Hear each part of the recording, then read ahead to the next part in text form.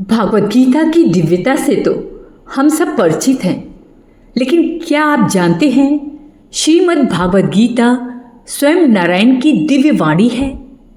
इसकी महिमा अपार है। इसकी दिव्यता का वर्णन तो कोई नहीं कर सकता।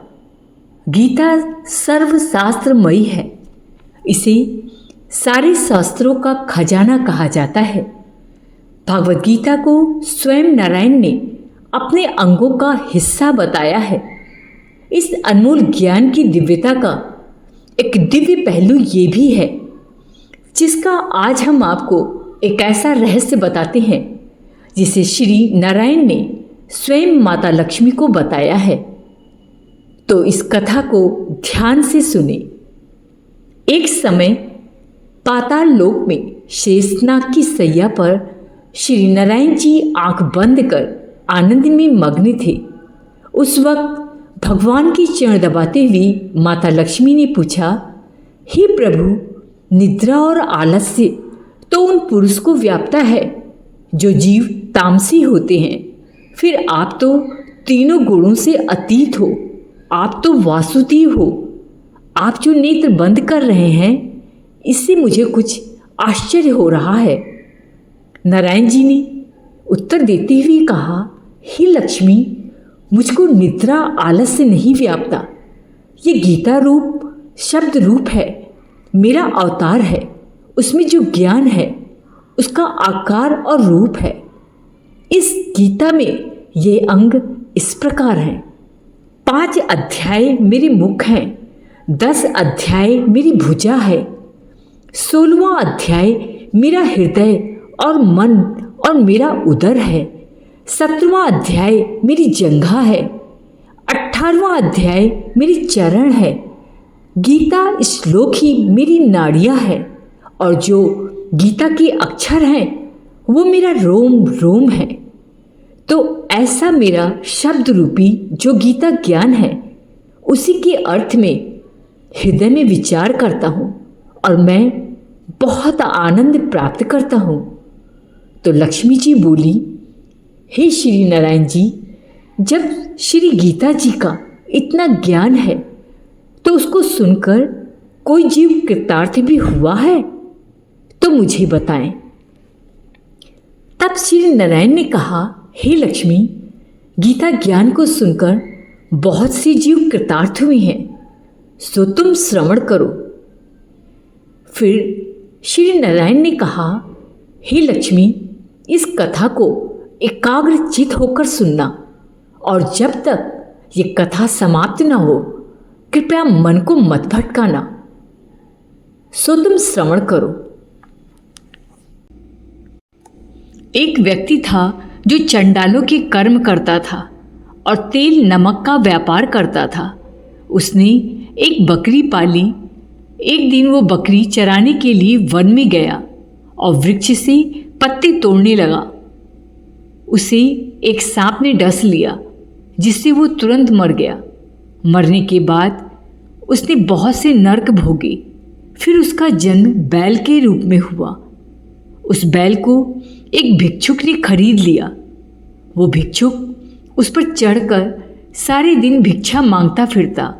जो कुछ भिक्षा मांग कर लाता वो उसे अपने परिवार के साथ मिलकर खाता और वो बैल सारी रात द्वार पर खड़ा रहता। उसके खाने पीने का भी कोई ख्याल नहीं करता और सुबह होते ही वो भिक्षुक बैल पर चढ़कर भिक्षा मांगने निकल जाता था। जब बहुत दिन हो गए तो वो बैल भूख से गिर गया, लेकिन उसके प्राण नहीं निकले।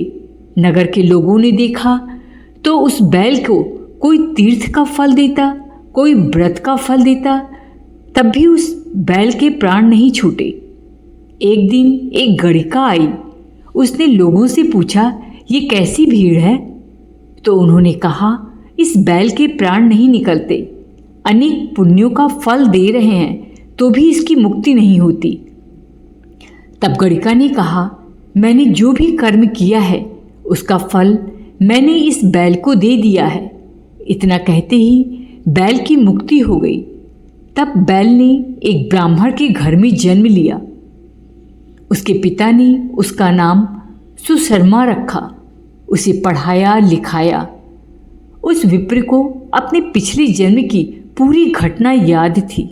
उसने एक दिन मन में विचार किया, जिस गणिका ने मुझे बैल की योनि से छुड़ाया था, मैं उसका दर्शन करूं।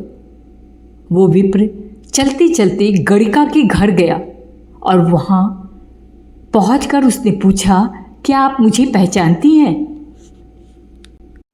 गणिका ने कहा, मैं नहीं जानती, तुम कौन हो? तब उसने कहा कि मैं वही बैल हूँ जिसको आपने अपने पुण्य दिए थे। तब मैं बैल की योनि से छूटा था और अब मैं विप्र के घर जन्म लिया हूँ। आप अपना पुण्य बताएं, कैसे आपने ये पुण्य प्राप्त किया था? गणिका ने कहा, मैंने अपनी जान में कोई पुण्य नहीं किया, परंतु मेरे घर एक तोता है, वो रोज़ सवेरे कुछ पढ़ता है, मैं उसका वाक्य सुनती हूँ, उस पुण्य का फल मैंने तुम्हें दे दिया। तब विप्र ने तोते से पूछा कि तू सवेरे क्या पढ़ता है? तोते ने कहा, मैं पिछले जन्म में विप्र का पुत्र था। मेरे पिता ने मुझे गीता के पहले अध्याय का पाठ सुनाया करते थे। एक दिन मैंने अपने गुरु से पूछा कि मुझको आपने क्या पढ़ाया है? तब गुरुजी ने मुझे श्राप दे दिया, तू तोता बन जा। इसके बाद से मैं तोता बन गया। एक दिन एक बहेलिए ने मुझे पकड़ ले आया और एक विप्र ने मुझे खरीद कर ले लिया। वो विप्र भी अपने पुत्र को गीता का पाठ सिखाता था। तब मैंने भी ये पाठ सीख लिया। उसी दिन विप्र के घर में चोर घुस गए। विप्र के घर में उन्हें धन तो प्राप्त नहीं हुआ, लेकिन वो मेरा पिंजड़ा उठा ले गए और ये गणिका उनकी मित्र थी। वो मुझे उसके पास ले आए। सो मैं नित्य प्रातः भागवत गीता के पहले अध्याय का पाठ करता हूँ, जिसे ये गणिका सुनती है।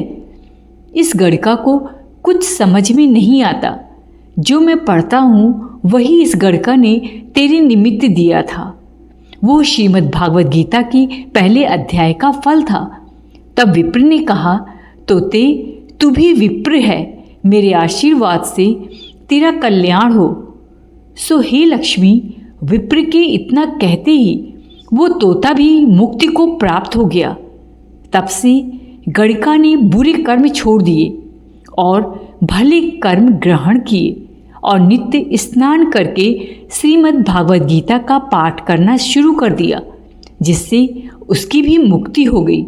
तो ये है भागवत गीता के पाठ का दिव्य रहस्य।